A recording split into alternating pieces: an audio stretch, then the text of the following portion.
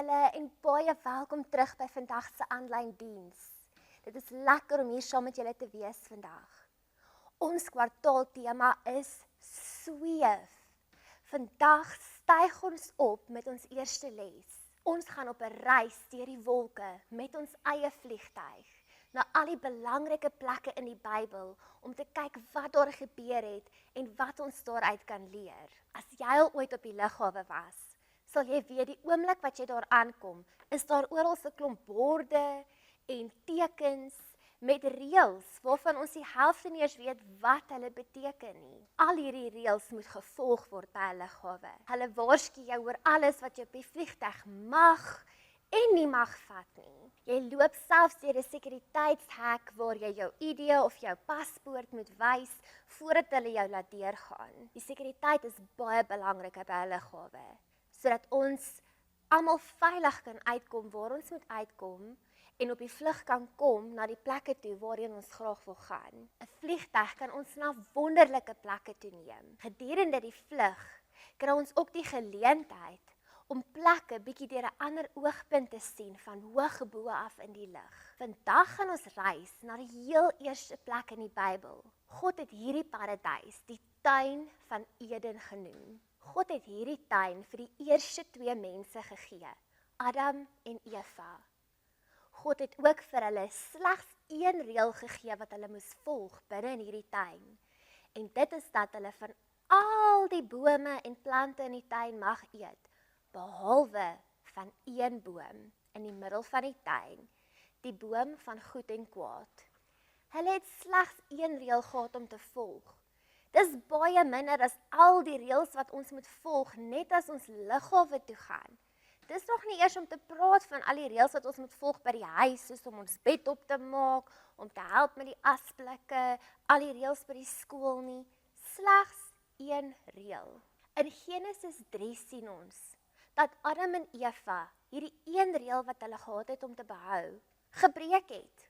Hulle het van die verbode vrugte op die boom geëet. Omdat Adam en Eva gesondig het, deur nie vir God te luister nie en nie gehoorsaam te wees nie, het dit veroorsaak dat die mense van God geskei was. Dat God se heerlikheid van ons af weggeneem was. Adam en Eva was ook uit die tuin van Eden verban.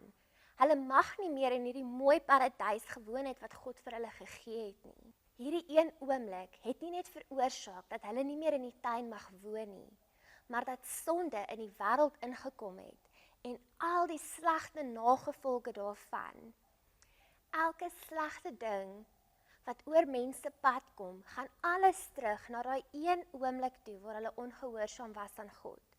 Alles van siekte, hongersnood, hartseer, al hierdie dinge kom van een sonde af, maar gelukkig het God ons nie net in daai toestand gelos nie. Hy het vir ons 'n redder gestuur. Iemand wat ons sonde kon kom vergewe en wegneem van ons af, sodat ons weer naby aan God kan leef. God het vir ons iemand gestuur wat ons kom wys het hoe om te leef binne in hierdie stikkende wêreld van ons. Sonder God se hulp sou daar vir ons geen hoop gewees het nie.